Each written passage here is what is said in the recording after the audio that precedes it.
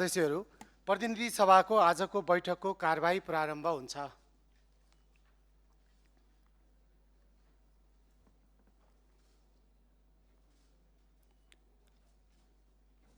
माननीय सदस्यहरू, के का लागि उठ्नु भएको छ? माननीय सदस्य हर्कराज राईलाई म समय दिन्छु।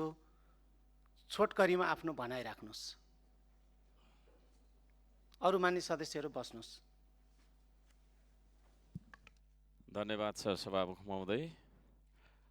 विषय हामी सबैलाई अवगत भएकै कुरा हो र जुन खालको अभिव्यक्ति प्रधानमन्त्रीज्यूले दिनुभएको छ त्यसलाई चाहिँ नै सच्याउनका लागि परराष्ट्र मन्त्रीज्यूको जवाफ यहाँ आउँछ अरे भन्ने कुराहरू सुनिराखिएको अवस्था छ। म लगायत हाम्रो श्रम संस्कृति पार्टीको त्यसमा सहमति छैन।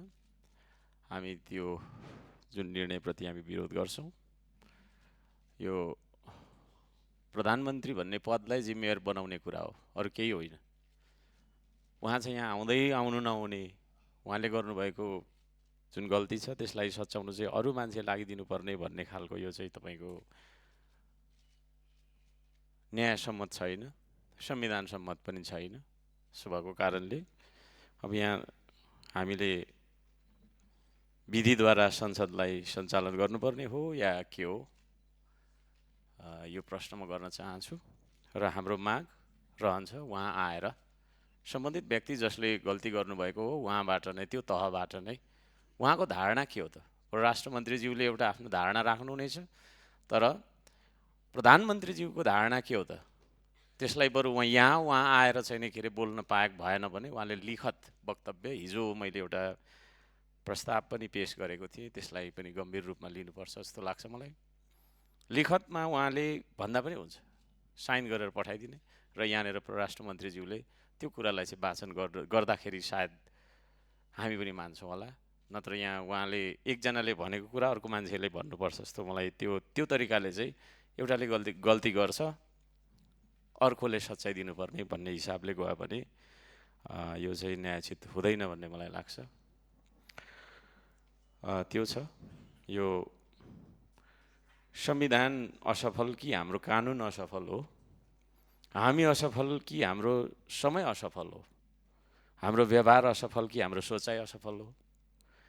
कसैले विधि नमान्ने त कसैले रीति नमान्ने, कसैले समाज नमान्ने, कसैले संस्कार नमान्ने, तै जान्ने र मै जान्नेहरू अरूको भिडमा कसैले कसैलाई नमान्ने, त ठुलो कि म ठुलो, अहङ्कार ठुलो कि संस्कार ठुलो, आकार ठुलो कि प्रकार ठुलो, पेलेरै जाने कि सम्हालेर लाने, पद ठुलो कि देश ठुलो, प्रश्नै प्रश्न छन् यहाँ।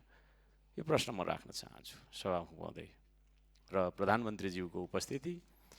अहिलेसम्म हामीले गरेको सङ्घर्ष, अहिलेसम्म हामीले गरेको आन्दोलन, यसको मर्म एउटै उद्देश्य छ, प्रधानमन्त्री भन्ने पद त्यो व्यक्तिसँग सरोकार राख्दैन।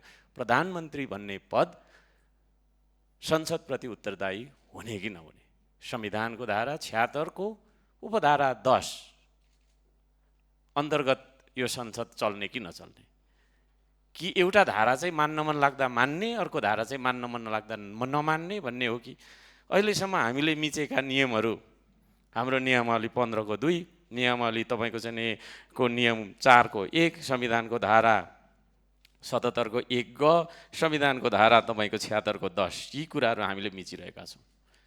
त्यसो हुँदाखेरि तपाईँ लगायत हामी सबैजना यहाँनिर यो संविधानको बर्खिलाफ उभिराखिएको कुरा होइन, यतिका तपाईँको चाहिँ समयसम्म हामीले छलफल गरिरहेको कुरा र तर निचोडमा केही पनि नआइरहेको कुरा म अवगत गराउन चाहन्छु। 11 बजी बोलाइएको बैठक अहिले चाहिँ नि 3:15 सुरु भयो। 4 घन्टा हामीले चाहिँ नि समय व्यतीत गऱ्यौँ। के को लागि त भन्दाखेरि प्रधानमन्त्रीज्यूलाई 1 मिनेटको बाटो होइन, यहाँसम्म आएर आफ्नो वक्तव्य सच्याउनका लागि हामीले आन्दोलन गर्नुपर्ने भनिसकेपछि हामी यो कस्तो लोकतन्त्रमा छौँ, कस्तो खालको संसदीय अभ्यास भइराखेको छ, यो संविधान मुताबिक हामी चलिराखेका छैनौँ र संविधान मुताबिक हामी चल्नुपर्छ कि पर्दैन भन्ने प्रश्न राख्न चाहन्छु। धन्यवाद।